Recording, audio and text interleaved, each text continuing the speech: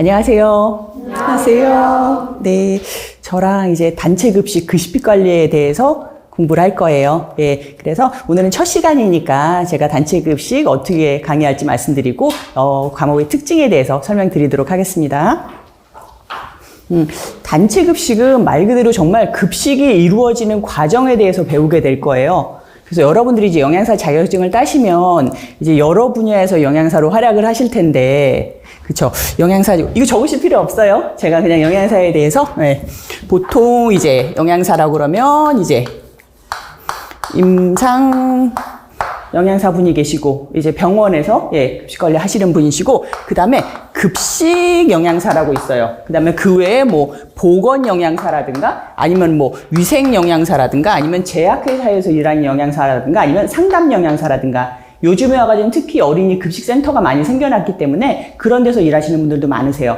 그래서 이렇게 여러 분야에서 영양사로 일하시는데, 우리나라에서는 거의 90% 이상이 이제 급식 영양사로 일을 하세요. 예, 급식 영양사라고 하면은 식당에서 영양 관리를 하시고 메뉴를 짜시고 관리를 하시는 분들, 그런 분들을 여러분들이 거의 영양사다라고 생각하면은 떠오르는 그분들이 이제 급식 영양사시거든요. 그래서 이 단체 급식 시간에서는 이 급식이 이루어지는 과정에 대해서 공부를 할 거예요. 그래서 이 급식 관리 부분에서는 특징이 뭐냐면 범위 자체가 너무 넓어요.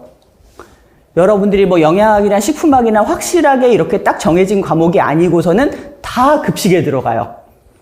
예, 뭐 인사관리라든가 뭐 마케팅이라든가 여러분들이 배우셨던 영양학 뭐 아니면 영양관리 등등 이런 것들이 전부 다 급식 경영 같은 거 굉장히 어려웠었잖아요. 예, 그런 것들도 다 여기 들어가게 됩니다. 그래서 그 대신에 단체 급식은 범위 자체는 굉장히 넓은데 문제가 그렇게 까다롭게 나오진 않아요.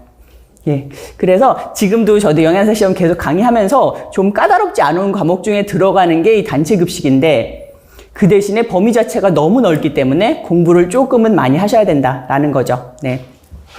그리고, 여러분들이 제가 이제 급식 영양사라고 말씀드렸잖아요. 그러니까 실제로 만약에 급식 영양사로 일하시게 된다면 좀 많이, 예, 유용한 과목이 될 거예요. 그래서 여러분들이 내가 영양사 되기 전에 미리 공부를 한다라고 하시고 실무 부분이 많이 나올 거거든요. 실제 뭐 메뉴를 짠다거나 아니면은 구매를 한다거나 이런 부분, 이런 거는 미리 여러분들이 이제 공부한다고 생각하시고 저랑 재밌게 진행해 나가셨으면 좋겠고요. 그다음에 제가 될 수 있으면 이제 실무 위주로 설명을 드릴 거예요. 이해하시기 쉽게. 그래서 그런 거 좀 잘 따라와 주시고, 그리고 요즘 트렌드 자체가 좀 많이 변화하고 있어요. 특히나 이제 코로나 때문에 급식 자체도 많이 변하고 있거든요. 하다보니 대면 같은 것도 마찬가지로 칸막이 같은 것도 막 세워놓은 거 보셨죠? 특히나 단체 급식 같은 경우는 우리 주변에 있는 식당 같은 데 가서도 두 명 따로 이렇게 붙어 앉지 않고 떨어져 앉으라고 그러잖아요. 단체 급식도 마찬가지예요. 그러다 보니까 그런 트렌드 자체도 좀 많이 변화하고 있고, 그런 것도 제가 부분 설명을 드리고, 또한 문제 경향도 단체 급식이 좀 많이 바뀌고 있어요. 예. 단체 급식 같은 경우는 이렇게 학문이 아니잖아요. 그래가지고 이렇게 딱 불변하는 무슨 진실이 있는 건 아니거든요. 그러다 보니까 이 트렌드에 맞춰가다 보니까 문제 자체도 트렌드를 많이 따라가고 있는 게, 예전에는 이제 이론 위주로 많이 나왔다면 이제는 정말 실무 위주로 나와요. 그래서 지금 영양사 하시는 분들한테 이 문제 풀려고 그러면 너무너무 쉽게 푸세요. 어느 거냐면 예를 들자면 이런 거죠. 예를 들자면 손익분기점이 있어요. 손익분기점이라는 게 있는데 예전에는 문제가 이렇게 나왔어요. 과연 손익분기점이 무엇이냐? 예, 손익분기점의 정의는 무엇이냐? 이렇게 나왔는데 이제는 어떻게 나오냐면, 내가 A 식당에서 영양사인데 이 중에서 내가 뭐 고정비는 뭐 20만 원을 쓰고 있다 한 달에, 그러면은 하루에 4,000원짜리를 몇 끼를 팔아야지 손익분기점에 달하겠는가? 하루 매출이 얼마래야 내가 손익분기점에 달하겠는가? 문제가 이런 식으로 나와요.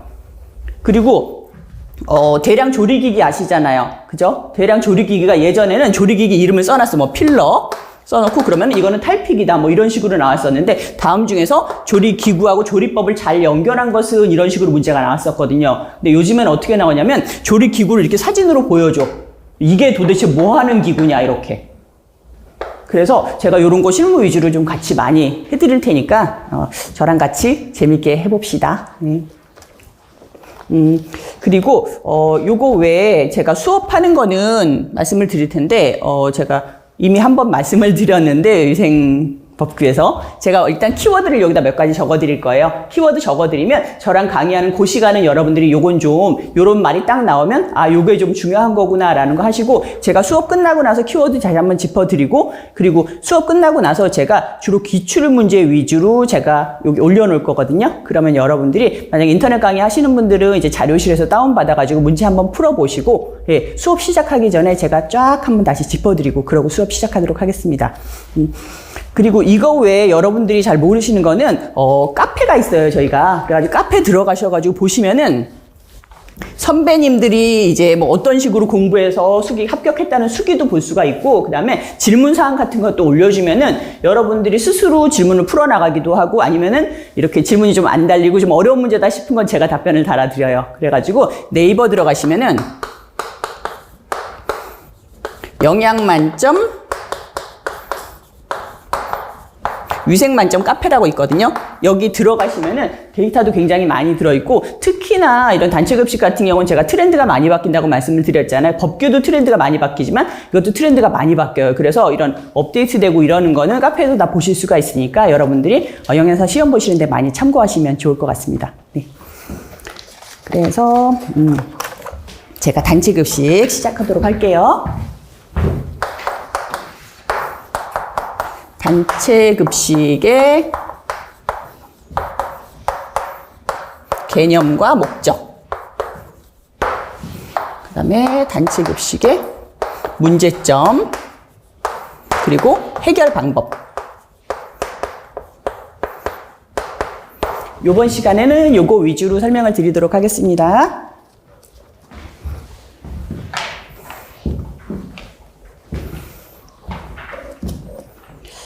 저도 단체급식을 이제 10년 가까이 강의를 하면서 단체급식 공부하는 거, 난 어떤 식으로 합격했다 이런 수기, 선배님들 수기를 많이 읽어보니까는, 요 방법이 좋은 것 같아서 저도 이렇게 좀 여러분들한테 추천을 드리는 방법이 있는데, 단체급식은, 어떻게 돼요? 급식이 이루어지는 과정이 있어요. 영양사님들은 출근하셔가지고 아침부터 퇴근할 때까지 어떠한 일정한 과정을 계속 반복하시는 거예요. 오늘 출근해가지고 이제 점심 나가고 저녁 나가는 거까지 봤어요? 그 다음날 출근해가지고 또 점심 나가고 저녁 나가는 거 보시죠? 그런 과정에, 일련의 과정이 있거든요? 이 과정을 일단 여러분들 익숙해지세요.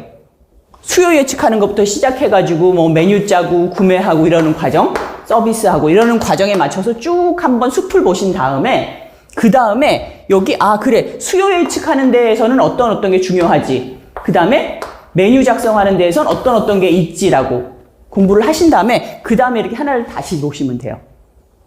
네. 그래서 저는 요거 하나하나에 맞춰서 제가 준비를 해드릴 거거든요. 그리고 단체급식 문제는 좀 중요한 게 하나하나가 많이 독립되어 있는 편이에요. 예를 들자면 메뉴 관리하고 위생 관리하고는 완전히 분리가 돼 있어요. 문제가 어느 정도로 나오냐면은 다음 중에서 영양사의 메뉴 관리 업무가 아닌 것은 그러면서 중간에 위생 관리나 설비 관리 업무가 낀다고요. 그러니까 여러분들이 요거를 많이 좀 독립을 시켜서 공부를 하시는 게 좋을 것 같아요. 그래서 1장 급식관리 개요부터 볼게요. 1번 급식산업의 정의와 분류.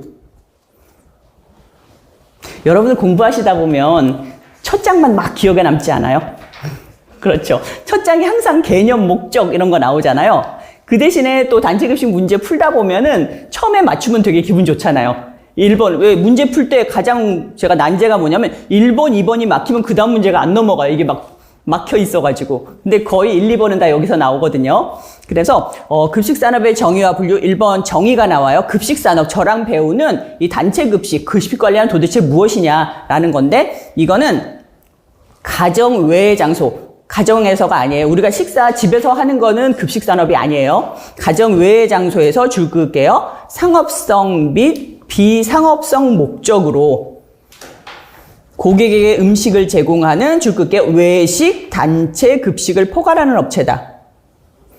무슨 말이냐면 가정 외의 장소에서 식사가 제공되는 거를 우리가 급식관리, 급식산업, 단체급식이라고 불러요. 그래서 이번에 급식산업 분류가 나오는데 여기 별표 하나만 할게요.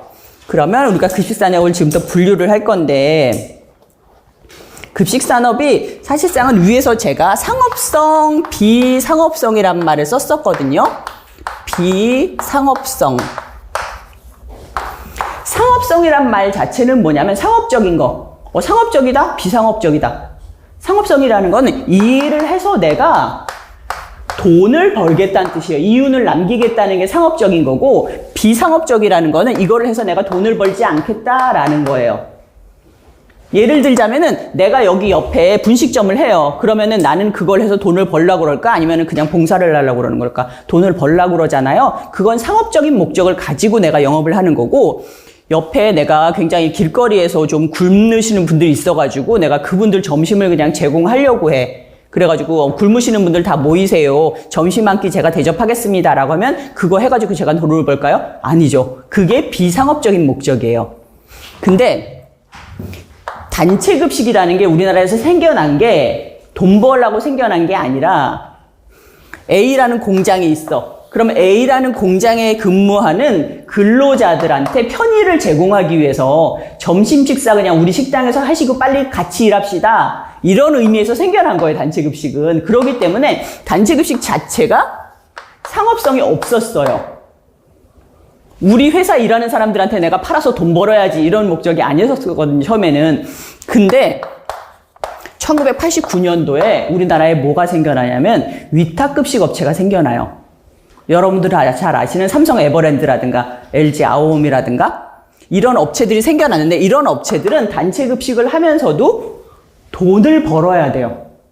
그래서 예전에는 분류를 어떻게 했었냐면은 상업적인 급식, 비상업적인 급식 분류를 했었는데, 이 중간에 끼는 업체가 생겨난 거예요. 단체급식을 하면서도 돈을 버는 업체가 생겨났기 때문에 지금은 어떻게 분류를 하냐면 외식업과 단체급식 두 가지로 분류를 해요.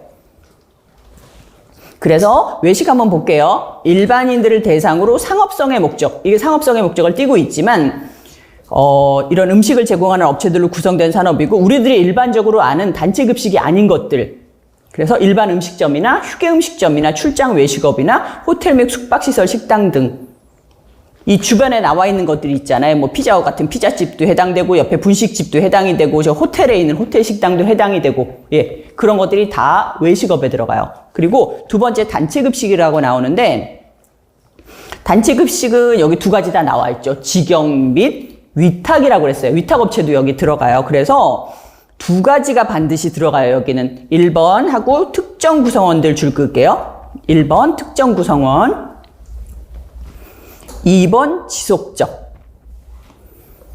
그래서 단체급식은 반드시 두 가지가 들어가야 되는데, 하나는 특정 구성원, 두 번째는 지속적으로 급식을 한다. 그래서 해당되는 것들이 교육기관이나 산업체나 의료기관이나 사회복지시설이나 군대급식이나 이런 것들이 전부 다 단체급식에 해당이 되는데요. 여러분들이 요거를 다 아시는 건데 제가 정리하는 차원에서 한번 여기다 정리를 해드릴게요. 자요, 급식산업은 두 가지로 구분된다. 하나는 외식업이고 하나는 단체급식이다. 그러면 첫 번째 지속성. 지속성이라는 건 뭐예요? 말 그대로 계속 식사를 하느냐 아니면 그냥 한 번만 식사를 하느냐라는 건데, 내가 옆에 있는 분식점 가가지고 오늘 식사를 했어. 내일도 또 하고 계속 먹진 않잖아요. 그렇죠? 근데 단체급식은 내가 예를 들자면 A공장 직원이야. 그럼 A공장 직원 식당의 단체급식소에서는 계속 식사를 하죠. 별다른 일이 없는 한은. 그래서 이러한 지속성을 외식업은 갖고 있지 않다. 하지만 단체급식은 갖고 있다라는 거죠. 그 다음에 특정인. 특정인이라는 건 딱 정해진 그 사람. 그러니까 외식업 보면은 A공장 자꾸 쓰게 되는데, A공장 직원이다. A공장 직원 식당에서 식사를 한다. 이런 게 특정인이에요. 예를 들자면 삼성전자 직원 식당에 가면 삼성전자 직원들이 식사하잖아요. 여러분들이 저기 명지대학교에 있는 식당 가게 되면 명지대학교 학생들이 식사하잖아요. 그게 특정인이에요. 딱 지정한 사람. 그러니까는 단체급식은 특정인이 식사를 해요. 하지만 외식업 같은 경우는 누구든지 와서 식사를 할 수 있는 불특정인이라고 그러죠. 그거를. 그 다음에 세 번째는 메뉴 할게요. 메뉴는 아직 안 배웠으니까 제가 두 가지 예를 들어 드리고 여러분들이 두 가지 중에서 선택을 해보세요. 변동 메뉴가 있고 고정 메뉴가 있어요. 고정 메뉴는 계속 그 메뉴야. 어제도 설렁탕인데 오늘도 설렁탕이고 내일도 설렁탕이고 그 다음날도 설렁탕이고 1년 내내 설렁탕이 나와요. 그게 고정된 고정 메뉴고, 변동 메뉴는 어제 돈가스였는데 오늘은 김치찌개고 내일은 된장찌개야. 요게 변동하는 메뉴라는 거거든요. 그러면 외식업에서는 고정 메뉴가 변동 메뉴가? 고정 메뉴가 나가요. 그죠? 할매네 설렁탕에서는 항상 설렁탕을 팔아요. 고정 메뉴예요, 그게. 하지만 단체급식에서 고정 메뉴 나왔다면 큰일 나요. 영양사가 능력이 없다고 그래요. 메뉴 맨날 돈가스 나온다고. 그러니까 단체급식에서는 변동 메뉴가 나오게 됩니다. 그 다음에 가격 할게요. 우리가 이거를 지금 저랑 제가 얘기하면서 이 단체급식에서 쓰는 용어들이 가끔 나올 거예요. 나올 때마다 제가 한 번씩 설명을 해드릴게요. 가격을 식단가라는 말을 써요. 식사 단가. 한 끼에 얼마냐라고 할 때, 단체급식 가게 되면 A 공장 같은 경우는 한 끼에 4,000원이다. 그러면 식단가가 4,000원이다. 이렇게 보시면 돼요. 식사 단가. 그래서 가격 식단가는 외식업 같은 경우는 다양해요. 왜냐하면 저기 가게 되면은 라면은 2,500원인데 라볶이는 4,000원이고 떡볶이는 3,500원이고 굉장히 많잖아요. 근데 단체급식 같은 경우는 일정한 편이에요. 저기 가게 되면은 오늘은 3,500원, 어제는 2,000원 이런 게 아니라 한 끼 식사가 거의 정해져 있어요. 저 공장 식당은 4,000원이라고 그러더라. 그럼 4,000원짜리 메뉴가 오늘 나고 내일은 또 다른 메뉴 나고 이런 식으로 거의 일정하게 하나로 정해져 있는 경우가 많아요. 그렇죠? 그 다음에 그 외에 뭐 서비스라든가 이런 등등 나오는데, 서비스 같은 경우는 예전에 문제가 나오기도 했었어요. 둘 중에서 누가 서비스가 좋냐고. 그냥 일반적으로 생각할 때 외식업이 서비스가 좋잖아요. 이거는 그냥 한 끼 식사만 좀 한다고 생각해가지고. 근데 요즘은 이쪽도 많이 좋아졌어요. 단체급식 서비스가. 그래가지고 한 요 정도까지만 여러분들이 알아두시면 두 가지 특징 비교할 수가 있을 거예요.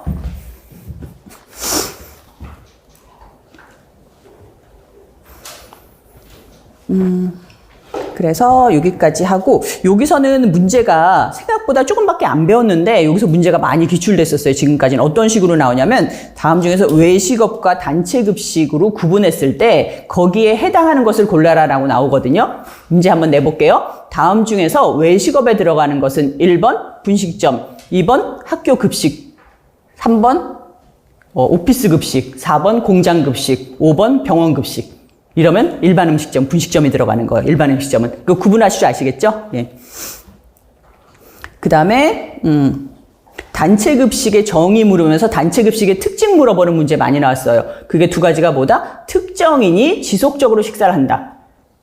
이거는 단체급식에 빼도 박도 못하는 특징이래가지고, 만약에 여기 단체급식의 영양적인 특징 두 가지는 라고 해도 이 두 가지고, 단체급식의 운영상의 특징이라고 해도 이 두 가지예요. 특정인이 지속적으로 식사를 한다는 거. 요거 꼭 알아두시고요. 그 다음에 3번에 급식산업의 최신 경향인데, 요게 트렌드인데 요거 별표 하나만 할게요. 이것도 한 3년에 한 번 정도 문제 한 번씩 나와요. 예. 그래서 보시면은 급식산업의 문제는 아예 미리 알려드릴게요. 어떤 식으로 나오냐면, 현재 우리나라 급식업계의 최신 경향이 아닌 것은 이렇게 물어봐요. 그럼 여러분들이 읽어보시고, 최신 경향이 아닌 거 골라낼 수 있어야 되거든요. 그래서 제가 최신 경향 몇 가지 알려드리면은, 일단 위탁급식, 위탁 경영이 늘어나고 있어요. 직영, 위탁 경영이 늘어나고 있고, 그 다음에 프랜차이징이라는 거는, 프랜차이즈가 뭔지는 아시죠? 뭐 피자헛이라든가, 뭐 본죽이라든가 이런 거. 이런 프랜차이즈가 급식업계에 들어가기 시작했다는 얘기예요. 그래서 여러분들이 어떤 무슨 대학교 이런데 뭐 서강대라든가 이런데 가보게 되면 급식업계 안에 이게 들어와 있어. 메뉴 중에 하나가 뭐 신촌 설렁탕이야. 어떤 데는 본죽이 들어와 있어. 이런 식으로. 그냥 단체급식이라고 생각하면 영양사가 하얀 가운이 있고 메뉴 짜는 거라고 생각을 하는데, 그 안에 하나로 프랜차이즈가 들어와 있다고요. 이해되시죠? 무슨 말인지. 그래서 어떤 데는 뭐 파리바게뜨 같은 빵이 그냥 하나의 코너인 거예요. 급식시장 안에. 그런 식으로 프랜차이즈 돼가고 있고, 사업이 다각화되고 있어요. 그리고 케이터링 서비스 하고 있고, 프리미엄 급식. 프리미엄 급식이라는 거는 한 끼당 이제 금액이 높게 책정이 되는 단체 급식인 거죠. 단체 급식은 아직까지 금액이 좀 낮다고 생각을 하세요. 지금 외식업 같은 경우는 금액이 뭐 짜장면 같은 거 한 끼 먹으려도 막 6,000원 이런데 단체 급식 가가지고 6,000원이라고 하면 여기 좀 비싼데 이런 생각 하시잖아요. 근데 요즘에 와가지고는 뭐 7,000원짜리, 8,000원짜리 급식도 생겨나고 있다는 거죠. 그 다음에 친환경. 그 다음에 IT와 웰빙의 접목이라고 그래가지고 요즘은 식권도 스마트폰으로 결제하는 거 아시죠? 예, 스마트폰으로도 하고 요즘 비대면이다 보니까는 뭐 홍채 같은 걸로 결제하기도 하고 이래요. 예, 그런 식으로 접목이 돼 있고, 그 다음에 가정식사 대체품이라고 HMR 이런 게 많이 늘어났고요. 그 다음에 글로벌화 됐어요. 이제 세계 급식을 다 맛볼 수가 있고, 그 다음에 요 뒤에 줄 그어놓은 게 뭐냐면 요게 코로나 때문에 생겨난 거예요. 예, 비대면을 하다 보니까 이제 배달식이 늘어난 거예요. 단체 급식에 있어서도 요즘 도시락을 그렇게 많이 팔아요. 자기 자리에 들고 가서 먹겠다는 거죠. 식당에서 안 먹고. 그래서 배달식이 늘어났고, 그 다음에 무인화라는 거는 안 마주치는 거예요. 예전에는 급식 같은 거 계산할 때 식권 같은 거 판매를 직접 하잖아요. 그게 아니라 자판기가 많이 늘어났고, 그 다음에 본인이 직접 계산하는 셀프 계산기가 늘어나고 있거든요. 예, 그런 것들이 요즘 경향이에요. 그래서 여기서는 문제가 뭐라 그랬어요? 단체 급식의 최신 경향이 아닌 것은 이라고 했는데 여러분들 이해를 돕기 위해서 제가 오답으로 나왔던 거 몇 개 알려드릴게요. 예를 들자면 오답으로 나왔던 게 아까 제가 상업성, 비상업성 말씀드렸잖아요. 그러니까 상업성, 비상업성이 우리나라에 점차 뚜렷해지고 있다. 아니에요. 왜냐하면 상업적인 급식, 비상업적인 급식 서로 막 희미해지고 있는 게 위탁급식이 생겨났기 때문에 둘 사이가 뚜렷하지 않아요. 단체 급식이면서도 상업적인 급식이 생겨났거든요. 그 다음에 이거 제가 오답 알려드린 거 오답. 그래서 또 오답 중에 어떤 게 있냐면은 이제 단체 급식에서 메뉴 다양성을 많이 추구하게 되잖아요, 사람들이. 왜냐면 단체 급식에 와서도 메뉴가 2가지 이상이길 원해요. 예전에는 뭐 삼성전자 식당에 가게 되면은 식당이 메뉴가 하나여서 한 세트 메뉴 한 개에 5,000원 이거 무조건 다 똑같이 먹고 이랬거든요. 근데 요즘에 와가지고 메뉴가 막 3가지, 4가지 나가서 단체 급식인데도 가가지고 선택을 해서 먹을 수가 있어요. 그래서 메뉴가 다양해지면서 위생에 대한 중요성은 줄어들었다. 말도 안 되죠. 위생은 점점 더 중요해지고 있어요. 근데 그런 것이 오답으로 나온다는 거죠. 이해되시나요? 예. 그래서 이런 건 여러분들이 트렌드 읽어보고 나서 예, 좀 이해하시고 선택하는 방법으로 그렇게 나와요. 이렇게 했고, 그 다음에 두 번째 넘어갈게요. 단체 급식의 정의와 목적. 단체 급식의 정의는 제가 급식산업 할 때 다시 한번 알려드렸었는데 여기 다시 한번 나와요. 단체 급식의 정의는 기숙사, 학교, 병원, 산업체 등에서 줄 끌게요. 특정한 사람들을 대상으로 두 번째, 지속적으로 급식이 제공되더라 라고 하는데 제가 식품위생법규 했을 때 기억나는지 모르겠는데 저랑 집단 급식소라는 거 한번 정의했었어요. 기억나시나요? 그거는 식품위생법 제2조 제12호에 나오는데 집단 급식소라는 건 뭐다라고 정의를 했는데 여기서 하나 알아두셔야 될 게 이거는 3가지가 들어가요. 반드시. 뭐가 들어간다? 1번 영리를 목적으로 하지 아니하고 2번 특정 다수인에게 3번 지속성 계속하여 음식물을 제공한다라고 했거든요. 그래서 요거 문제 여러분들이 나왔을 때 헷갈리시면 안 되는 게 제가 그냥 단체 급식하고 급식산업하고 물어보면은 반드시 2가지가 들어가야 돼요. 특정인과 지속성. 하지만 식품위생법에서 말하는 집단급식소의 정의를 얘기하라 라고 하면은 3가지가 들어가야 돼요. 영리를 목적으로 아니한다라는 말이 들어가야 된다는 거죠. 그래서 여러분들이 약간 이해가 안 될 수도 있는데 사실 법적인 게 항상 현실하고 맞춰 따라가진 않아요. 예를 들자면 우리나라에서 위탁급식 영업이 생겨난 게 1989년이잖아요. 89년도에 위탁급식이 생겨났는데 위탁급식이 법으로 제정된 건 2006년이에요.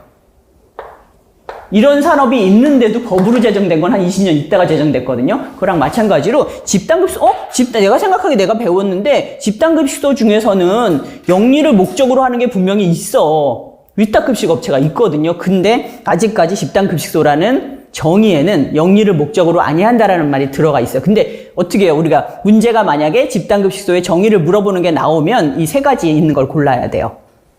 네. 그래서 기숙사나 학교나 유치원, 어린이집, 병원, 사회복지시설, 그다음에 산업체, 국가, 지방자치단체, 공공기관, 급박계, 후생기관 이런 것들이 전부 다 집단급식소에 들어가더라라는 거예요. 그 다음 장에 식품위생법 시행령 제2조에 의하면은 집단급식소는 1회 몇 명? 동그라미 할게요. 50명 이상에게 급식을 제공하는 데를 얘기한다. 뭐 한두 명이 아니라 30명 제공하는 데 아니에요. 1회 50명 이상에게.